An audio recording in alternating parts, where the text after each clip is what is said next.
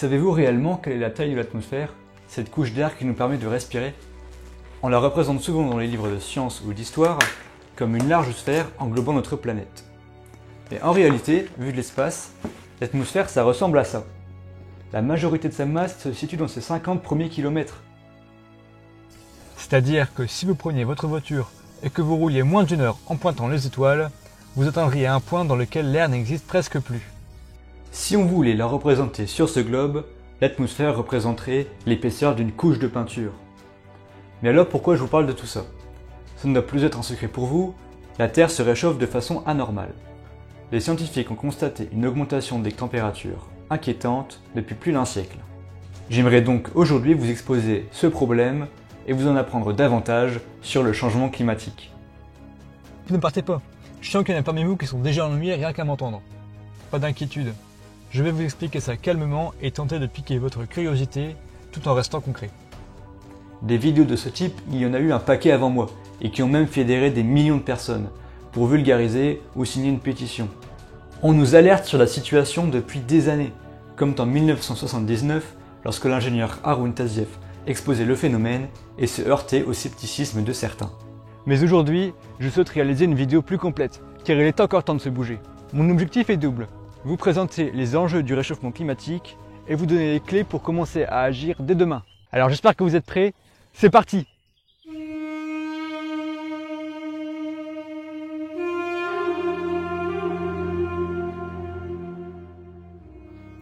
Avez-vous déjà entendu parler du GIEC, le groupe d'experts intergouvernemental sur l'évolution du climat?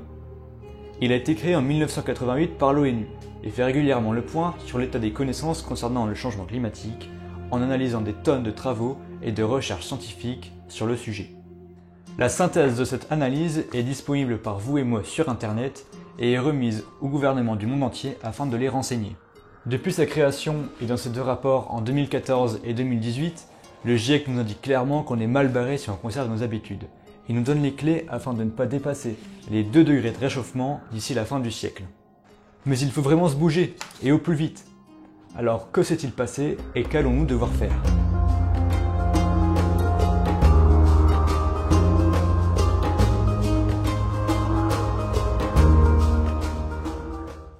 Courte mise en situation scientifique. Le système terrestre est en équilibre entre l'énergie solaire reçue et les radiations réémises vers l'espace.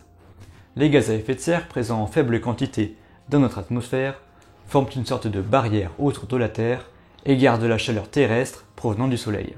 On peut comparer notre atmosphère à une serre de jardinier où les vitres retiennent la chaleur à l'intérieur. L'effet de serre naturel permet à notre planète d'avoir une température moyenne à sa surface de 15 degrés. Sans lui, il y ferait moins 18 degrés et toute vie sur Terre serait impossible. Les gaz à effet de serre jouent donc un rôle déterminant dans le maintien d'une température propice à la vie sur Terre, mais leur équilibre est très fragile. Toute modification de leur concentration est susceptible de déstabiliser l'équilibre climatique. Or, depuis la révolution industrielle, l'homme a libéré une grande quantité de carbone stocké dans le sol, comme du gaz, du pétrole ou du charbon. Je me situe actuellement sur l'emplacement d'un ancien site minier. Ici, on extrayait du charbon, dans le but de faire fonctionner des machines à vapeur. Aujourd'hui encore, nous utilisons du charbon dans le but de produire de l'électricité dans des centrales. Le charbon, comme le pétrole, s'est formé par la décomposition d'organismes vivants comme des arbres qui ont été piégés dans la roche et se sont transformés pendant des millions d'années. En effet, savez-vous d'où un arbre tire sa matière? On pourrait penser qu'il grandit grâce au soleil ou à la terre dans laquelle il se situe. Mais en réalité, il pompe le dioxyde de carbone dans l'atmosphère pour grandir et constitue alors ce qu'on appelle un puits de carbone. Depuis la naissance de la vie sur Terre, un équilibre est réalisé entre les gaz à effet de serre émis lors de feux de forêt par exemple, et ceux absorbés par les puits de carbone.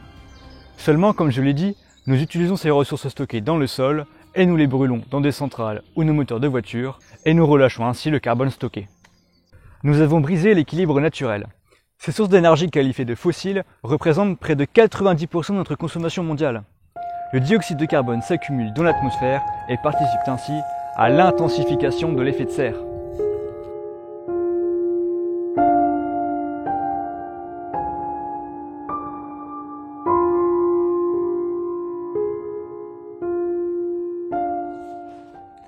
Les preuves sont formelles. Comme on le voit sur ce graphe, l'évolution des températures en noir est directement liée à la concentration en dioxyde de carbone dans l'atmosphère en rouge. On peut repérer les cycles de glaciation et de réchauffement, mais ce qu'il faut souligner, c'est que la concentration en dioxyde de carbone a atteint depuis le siècle dernier un pic jamais atteint et vraiment pas négligeable relatif aux activités humaines. La température a toujours un petit retard par rapport à cette concentration et je vous laisse donc imaginer l'évolution des températures qui va suivre. La température moyenne sur Terre a déjà augmenté de 1 degré par rapport au début du XXe siècle. L'enjeu est donc de freiner ce réchauffement, pour qu'à la fin du siècle, la Terre ne se soit réchauffée que de 2 degrés. Un demi-degré de plus à la météo, ça ne change pas grand-chose, mais nous parlons ici du climat, c'est-à-dire une moyenne couvrant l'ensemble de la planète sur une très longue période. Pour vous donner une idée, lors de la dernière ère glaciaire il y a 20 000 ans, la température moyenne sur Terre n'était inférieure que de 5 degrés par rapport à aujourd'hui. C'est pour vous dire à quel point les conséquences d'une augmentation de 2 degrés peuvent être préoccupantes et à quel point celle d'une augmentation de 6 degrés dans le pire des scénarios pourrait être une catastrophe. Le réchauffement entraîne la fonte des glaciers, des calottes polaires et la dilatation thermique des océans, ce qui a déjà augmenté le niveau des mers de 20 cm. On pourrait atteindre des niveaux de plus d'1 mètre d'ici 2100. Sur des cartes disponibles en ligne, je vous mets les liens en description, vous pouvez voir comment votre région sera impactée par la montée des eaux. En France, si l'élévation du niveau des mers se situe dans la moyenne mondiale, notre territoire est particulièrement vulnérable, puisqu'il est majoritairement en littoral. Sur ces côtes vivent des millions d'habitants, notamment dans des villes comme Calais, Dunkerque, Marseille ou Nice. 1 mètre, ça ne paraît pas beaucoup. Et pourtant, en France, cela correspond au recouvrement de 360 km d'autoroutes, 4000 km de départementales ou encore 2000 km de voies ferrées. Et ce réchauffement ne fait pas qu'augmenter le niveau des mers.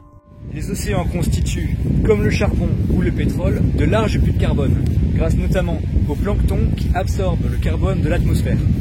Cependant, leur réchauffement réduira considérablement leur capacité de stockage.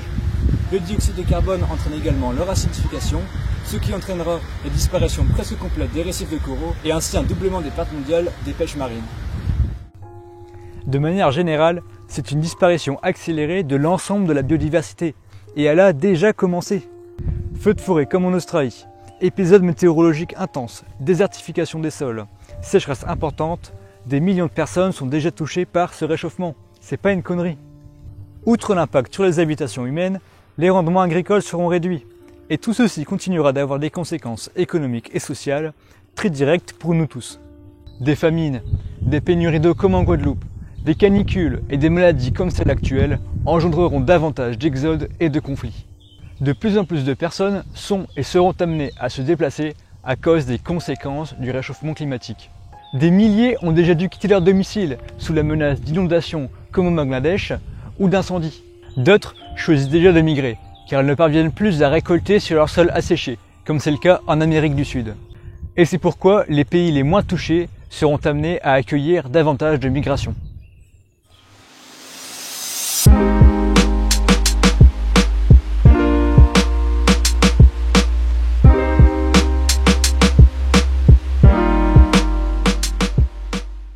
Alors, comment limiter l'augmentation des températures? Le message du GIEC est clair. Si nous ne voulons pas dépasser les 2 degrés de réchauffement d'ici la fin du siècle, il faut que chacun agisse à petite et à grande échelle. Il y a plusieurs approches possibles, certaines dans lesquelles chacun agit individuellement ou en groupe, et d'autres plus radicales. Ça, c'est pas moi qui vais le décider pour vous. Chacun doit s'impliquer comme bon lui semble. Je vais tenter de vous proposer plusieurs idées, secteur par secteur, afin d'agir dès aujourd'hui et continuer demain. Bien entendu, ce sera impossible de toutes les appliquer, alors commencez par une, puis une autre, afin de débuter une transition. Je vous indiquerai à chaque fois le problème relatif et sa solution.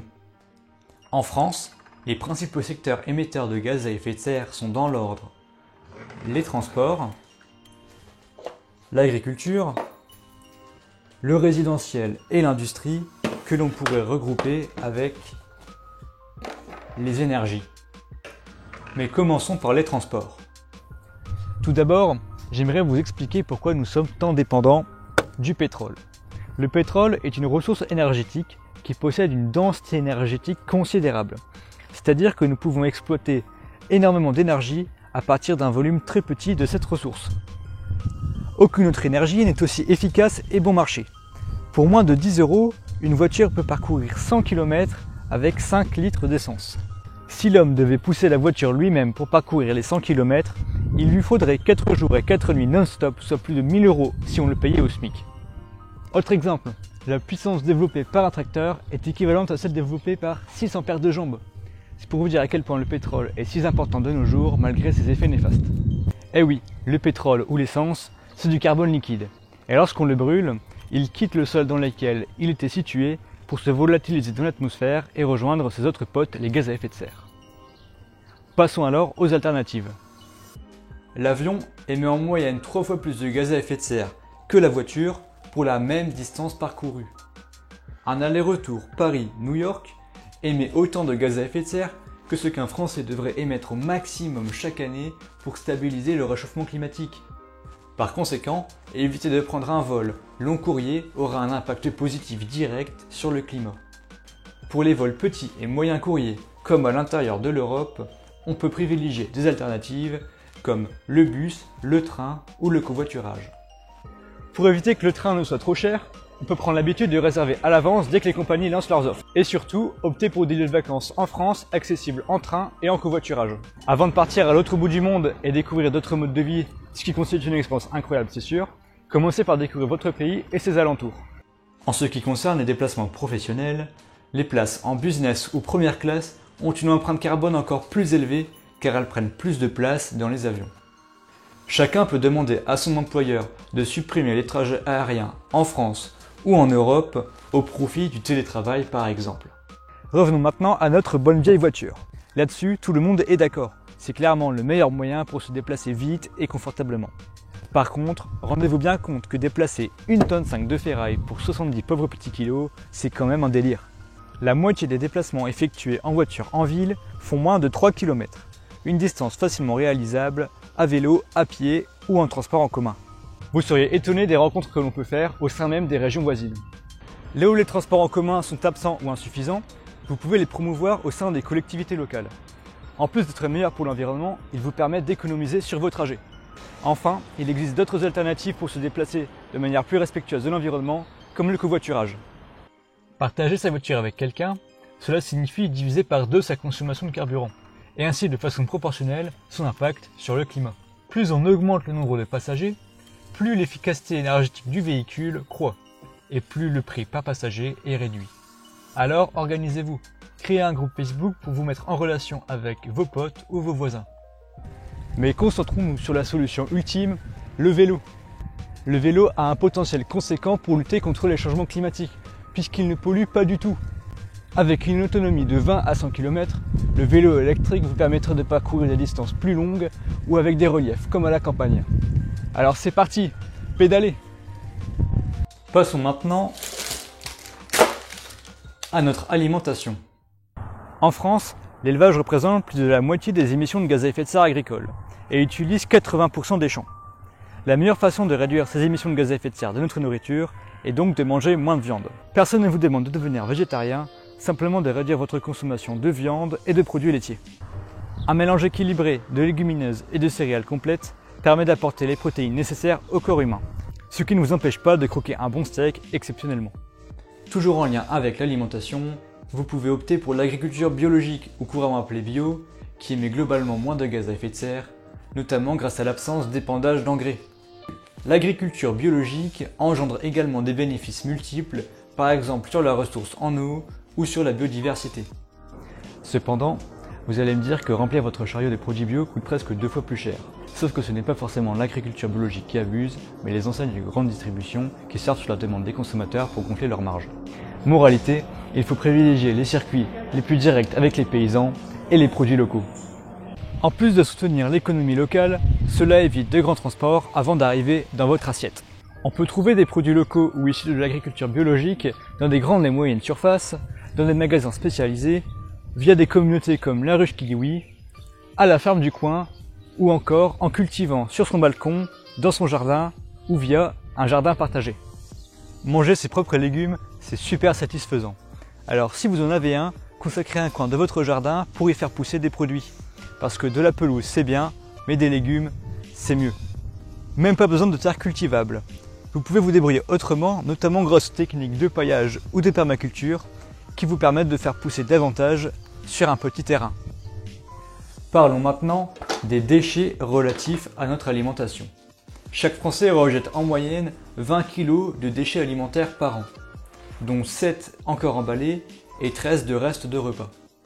Chaque kilo jeté équivaut à des émissions de gaz à effet de serre lors de la production, la distribution, la conservation par exemple dans un frigo, mais également lors du traitement des déchets.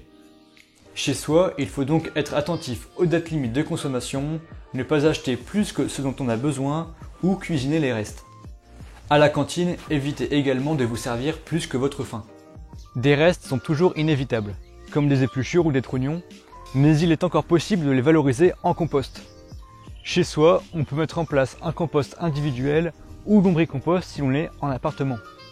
Dans sa cantine ou son quartier, il est possible d'inciter ou de participer à la mise en place d'un compost collectif.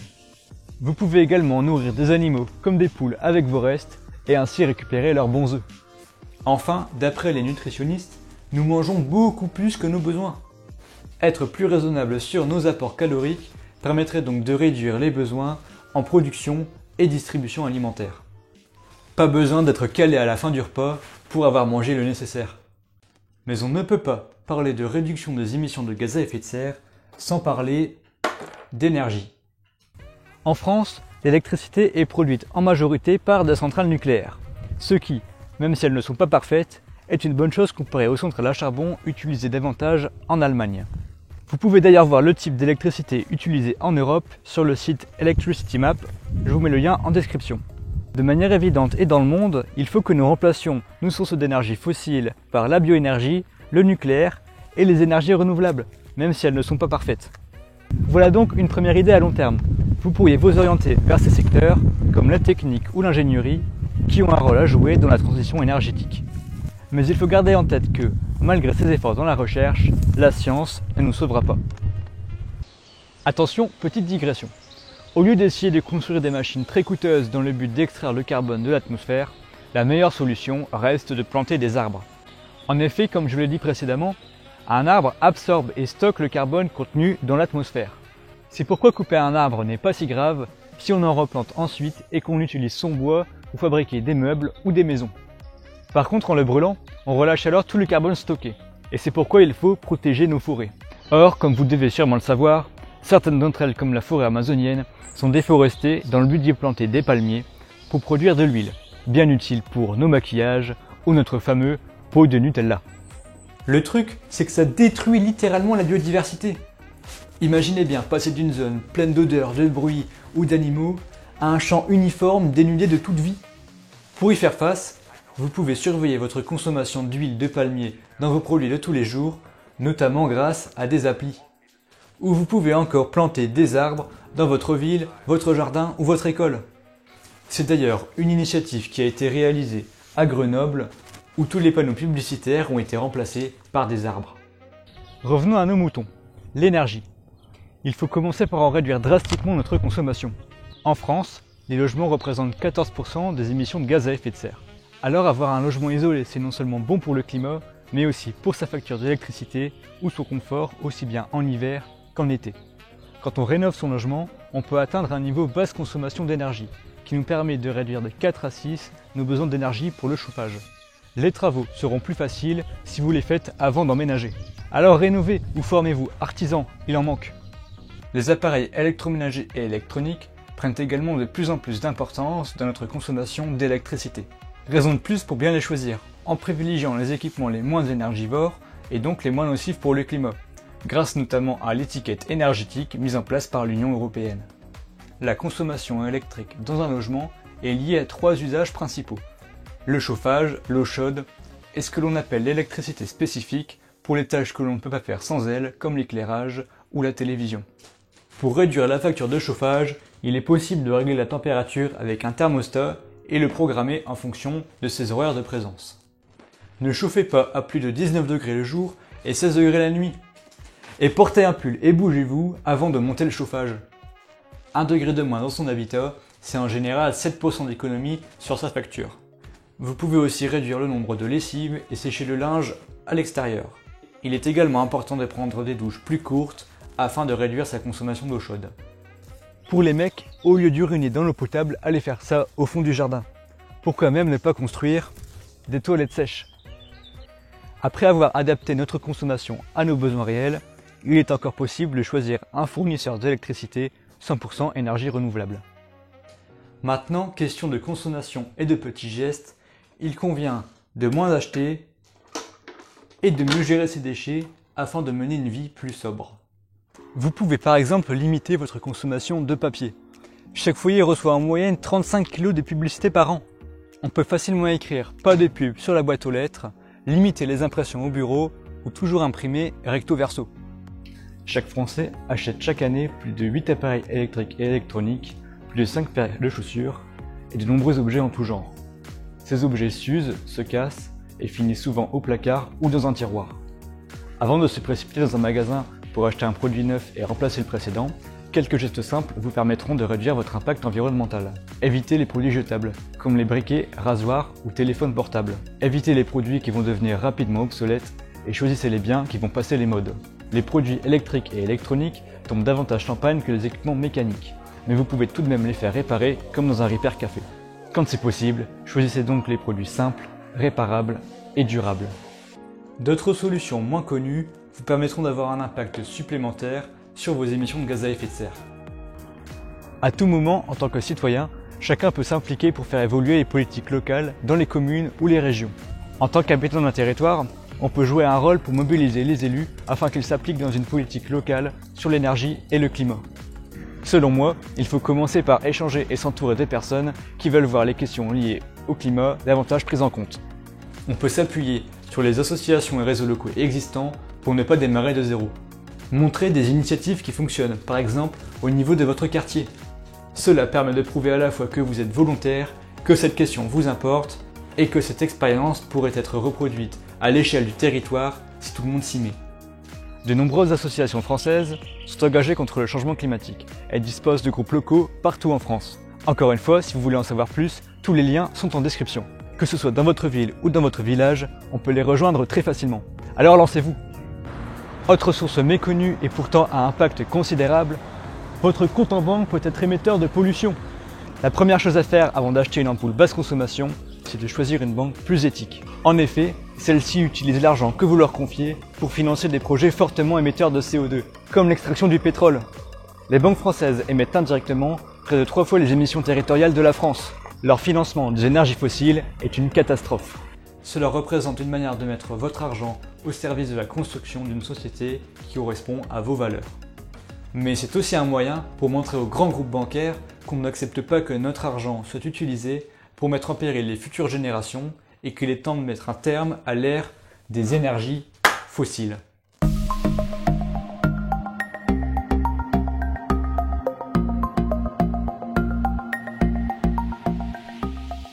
Finalement, et en considérant tout ce que je viens de raconter, il faut tendre vers un mode de vie plus simple, s'affranchir de la surconsommation et se recentrer sur nos besoins réels afin de vivre plus simplement. La crise sanitaire du Covid-19 nous a montré qu'il était possible de moins consommer. Alors continuons! Mais au-dessus de tout ce que je vous ai raconté, restez informés et parlez-en autour de vous. Si vous voulez en savoir plus, j'ai mis plein de liens en description. Le meilleur geste reste avant tout d'en parler et d'échanger. Les engagements actuels des décideurs sont largement insuffisants au regard du défi qui s'offre à nous. C'est aujourd'hui à nous, en tant que citoyens, de nous saisir de ces enjeux dans nos vies quotidiennes, nos mobilisations ou nos actions politiques. Alors qu'est-ce qu'on attend? Vous pourriez choisir une idée parmi les précédentes et l'ajouter à votre petit palmarès personnel. Vous pouvez vous donner comme défi de choisir une piste parmi celles que je vous ai exposées, de la réaliser et de la partager. Vos priorités devraient être de choisir une banque plus éthique, rouler beaucoup moins en voiture, rénover votre logement ou consommer moins de viande ou de choses en général. J'aimerais conclure avec un petit mot personnel. Malgré l'urgence environnementale, plein d'étudiants finissent leur formation sans avoir jamais été formés aux enjeux de la transition écologique. Pour répondre à l'urgence de cette transformation, il faut que nous, étudiants, aidions nos établissements à changer. Alors formez des groupes, parlez-en à votre entourage, mais surtout amusez-vous, innovez et donnez du sens à votre futur.